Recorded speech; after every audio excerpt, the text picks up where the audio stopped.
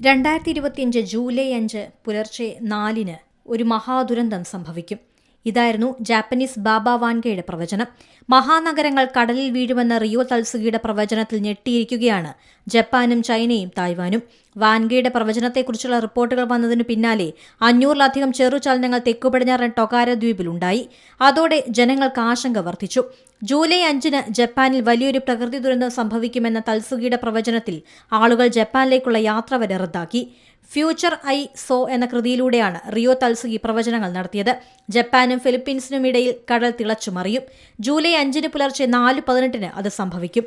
ഇതായിരുന്നു ജാപ്പനീസ് ബാബ വാൻഗെ റിയോ തൽസുഗിയുടെ പുസ്തകത്തിലുള്ള പ്രവചനം.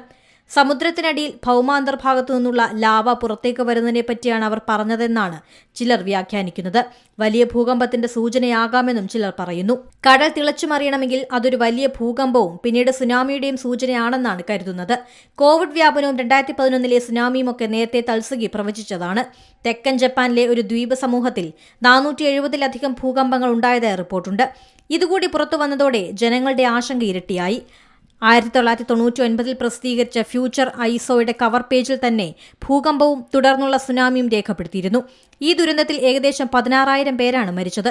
പ്രവചിച്ച അതേ വർഷം അതേ സമയത്താണ് ഈ ദുരന്തങ്ങൾ ഉണ്ടായതെന്നാണ് തൽസുഗിയുടെ അവകാശം. ലോകത്തെ തന്നെ അത്ഭുതപ്പെടുത്തിയ കാര്യങ്ങൾ പ്രവചിച്ചയാളാണ് ബൾഗേറിയൻ ജ്യോതിഷി ബാബ വാൻഗെ.